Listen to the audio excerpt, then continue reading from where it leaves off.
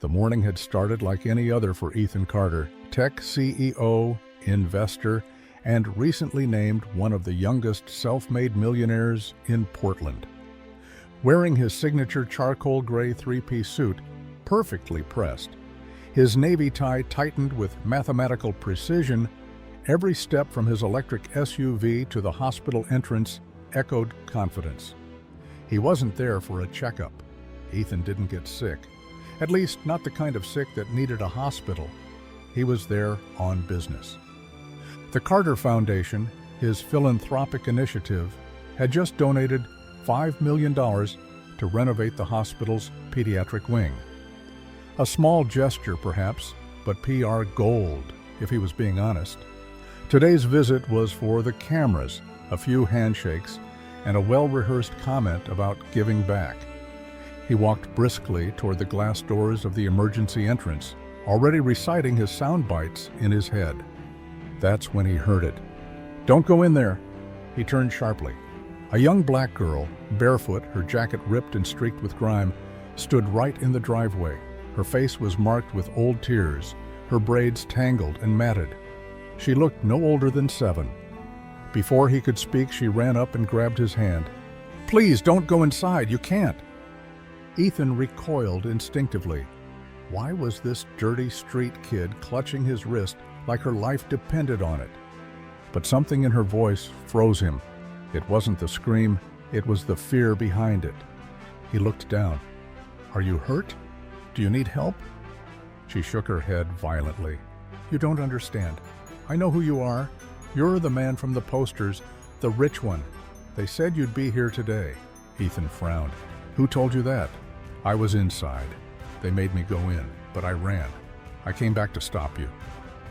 Behind them, an ambulance pulled in. No sirens, just flashing lights. The driver didn't even glance their way as a stretcher was unloaded. Ethan looked toward the hospital's automatic doors. His assistant was probably already inside. They were expecting him. He turned back to the girl. "What are you talking about?" She leaned in, whispering, "They're taking people. People like me. People who don't matter." He knelt down, lowering his voice. "Taking them where?" "Inside. They ask your name. Then they say, 'Wait.' But then, people go through the back doors and never come back." She was trembling now. "There's a man with a clipboard. He smiles a lot. But I saw what he did. I saw it with my own eyes." Ethan's brows furrowed. "What did you see?" "They cut a boy open. He was my age. He didn't wake up. I thought he was sleeping.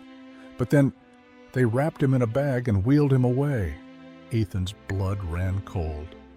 "That's not possible, sir," he muttered. But even as he said it, something inside twisted. She looked him in the eye. "They're taking pieces of people, for money, for parts, please. You have to believe me." He stood slowly, glancing back at the entrance. This was absurd, it had to be. He had met Dr. Mallory Grant, head of pediatrics. Warm, competent, a long resume. This was a respected hospital. But the girl knew his name. "How long were you in there?" he asked. "A week, maybe more. They kept me in a room, no windows, just bright lights. I pretended to sleep when the nurse came. I watched. I saw too much." "Why did they let you go?" "They didn't. I crawled into a laundry cart. When the door opened, I ran. I was going to keep running, but then I saw the posters with your face. I knew they were waiting for you today." She released his hand, panting. "I came back for you." Ethan didn't know what to say. His logic screamed this was impossible. A traumatized child hallucinating. Maybe she wandered into a utility room, misunderstood something. But underneath it all, he felt it. She wasn't lying. He pulled out his phone. "Who are you calling?" she asked, alarmed. "Someone who can verify what you're saying." But before he could dial, the hospital doors slid open.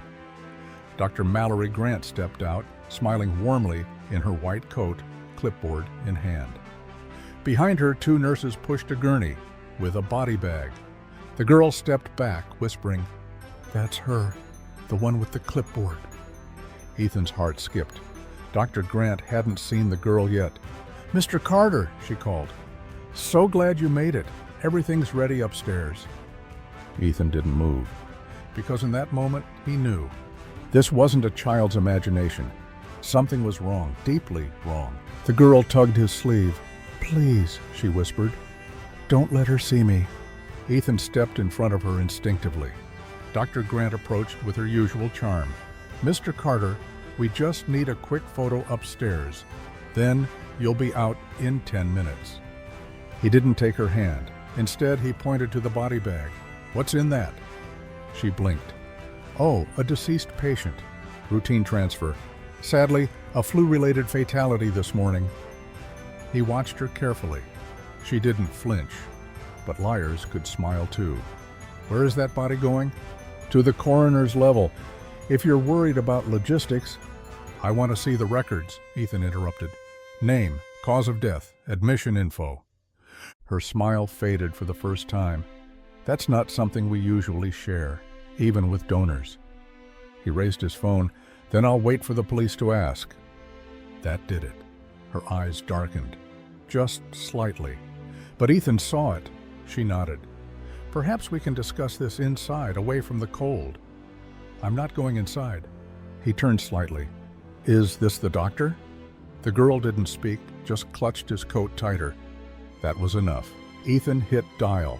"Yes, I need to report suspicious activity at Lincoln Memorial Hospital, possibly involving child endangerment. Yes, right now." Dr. Grant stiffened. "You have no idea what you're doing." "No," Ethan said. "I think I finally do." By the time authorities arrived, Ethan had already frozen all foundation funding, spoken to security, and called off all involvement. Detectives took statements. The girl was brought to safety. The body bag was collected as evidence. Dr. Mallory Grant was arrested in handcuffs. 2 weeks later, the headlines flooded the media. Organ trafficking ring uncovered in prestigious Portland hospital.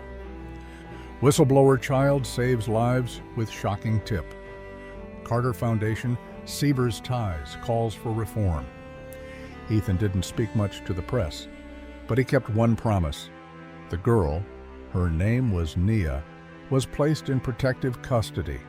Ethan showed up to every court hearing, every medical checkup. He paid for her therapy, housing, education. And when she became eligible for foster placement, he filed.